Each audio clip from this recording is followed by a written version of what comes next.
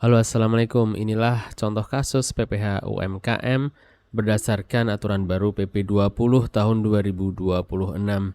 Dalam video sebelumnya, kami sudah jelaskan mengenai tiga jenis kasus. Tiga jenis contoh kasus perlakuan PPh UMKM sejak 22 April 2026. Dan kali ini dalam video ini kami akan berikan tiga kasus berikutnya. Contoh kasus yang kami sajikan di sini adalah berdasarkan penjelasan dari Peraturan Pemerintah atau PP Nomor 20 Tahun 2026. Kemarin kita sudah bahas mengenai kasus pertama, yakni perbedaan usaha dan pekerjaan bebas, di mana di sini contohnya adalah ketika guru piano memberikan les kepada anak, itu termasuk ke pekerjaan bebas ya, sehingga tidak bisa pakai PPh final UMKM. Sedangkan apabila sang guru piano mendirikan usaha, mempekerjakan orang lain untuk memberikan les, maka itu termasuk ke usaha, sehingga masih bisa dikenakan PPh final 0,5%. Kemudian contoh kedua kemarin adalah perseroan perorangan yang menjelaskan jasa sejenis. Contohnya, orang pribadi konsultan pajak itu tidak termasuk PPh UMKM. Nah, jika orang pribadi tersebut membuat PT perorangan, namun usahanya juga persis konsultan pajak, maka atas perseroan perorangan itu juga tidak berhak menggunakan PPh final 0,5%. Dan yang ketiga adalah penggabungan omset orang pribadi dan perseroan perorangannya, di mana sekarang untuk menghitung 4,8 miliar sudah tembus atau belum, itu adalah di orang pribadi maupun perseroan perorangannya digabung semua. Baik, kali ini kita akan bahas contoh keempat, yakni penggabungan omset usaha dan pekerjaan bebas. Sebelumnya, kami ajak kembali Anda untuk like video ini serta subscribe channel YouTube ini, channel YouTube Tips Pajak Media, agar manfaat serta informasi-informasi yang coba kami share ini dapat sampai kepada rekan-rekan yang lain yang membutuhkan informasi ini.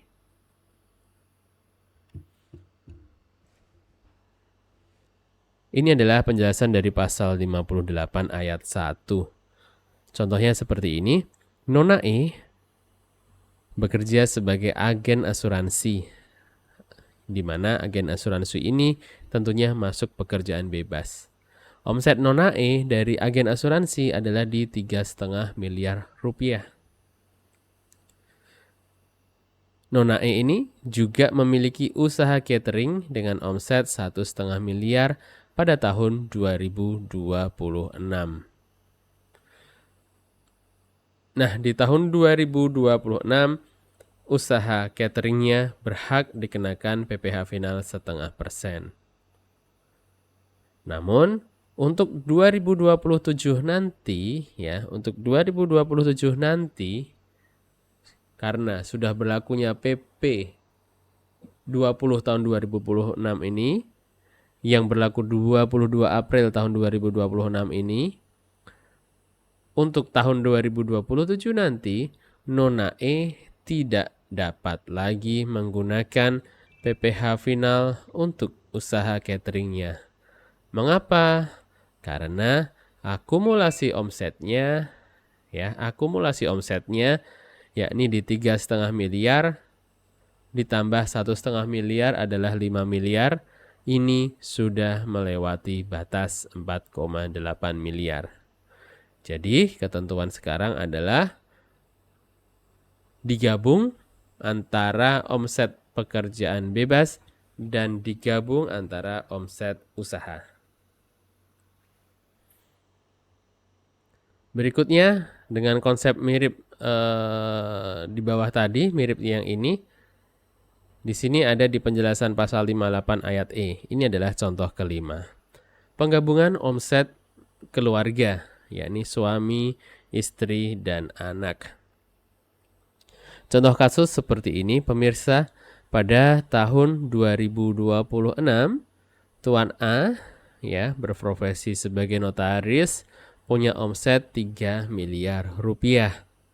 Nyonya Y, istrinya, punya usaha butik, omsetnya di 2 miliar rupiah. Nyonya Y juga punya perseroan perorangan, namanya YS, yang beromset 500 juta rupiah. Dan anak mereka, Nona V, penyanyi cilik, punya omset 500 juta rupiah. Nah, total peredaran bruto keluarga ini, termasuk PT Perorangan YS, adalah di 6 miliar rupiah. Didapat dari 3 miliar, omset Tuan A, tambah 2 miliar, omset Nyonya Y, ditambah 500 juta, omset PT YS, dan ditambah 500 juta lagi, omset penyanyi cilik, anaknya Nona V. Karena setelah dijumlah semuanya ini adalah lebih dari 4,8 miliar, maka di tahun pajak berikutnya adalah 2027, baik Nyonya Y untuk usaha butiknya maupun PT Perorangan YS tidak berhak lagi dikenai PPh final 0,5% karena omset gabungan melebihi batas 4,8 miliar rupiah. Seperti itu untuk contoh nomor 5, yakni penggabungan omset keluarga, yakni omset suami tambah istri tambah anak.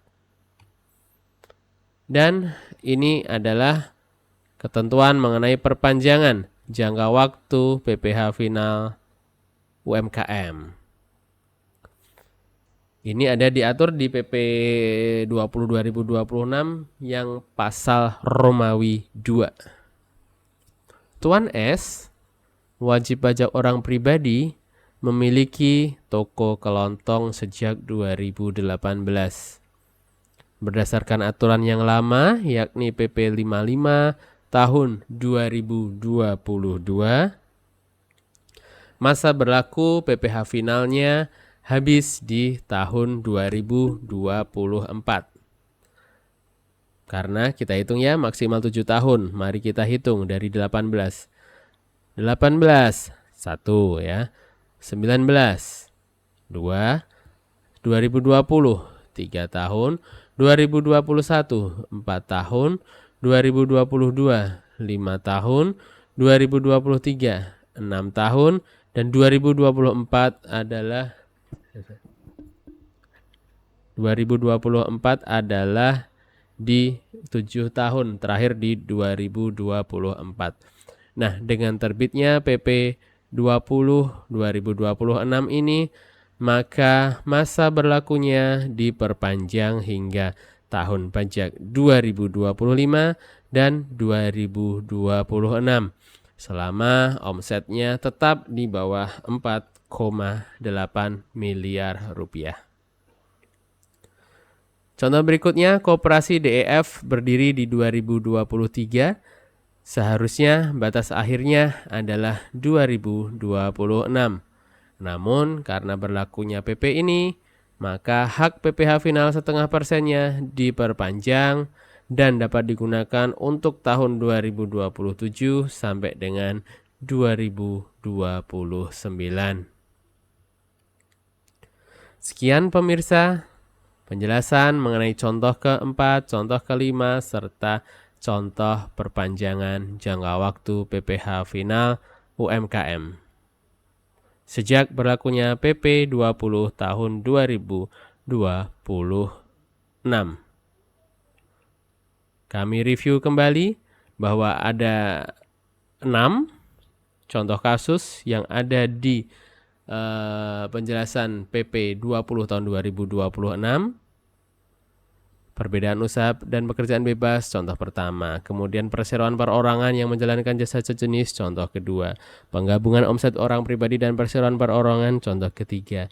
penggabungan omset usaha dan pekerjaan bebas contoh keempat, dan penggabungan omset keluarga, suami, istri, anak contoh kelima, serta contoh perpanjangan jangka waktu PPh final UMKM. Apabila ada yang masih ingin ditanyakan, silakan tuliskan di kolom komentar di bawah ini atau kunjungi berbagai kanal media sosial kami, karena tips pajak media ada di mana-mana. Kami ada di Instagram, ada di YouTube, ada di Telegram, ada juga kami di TikTok, serta tentunya di website tipspajak.com.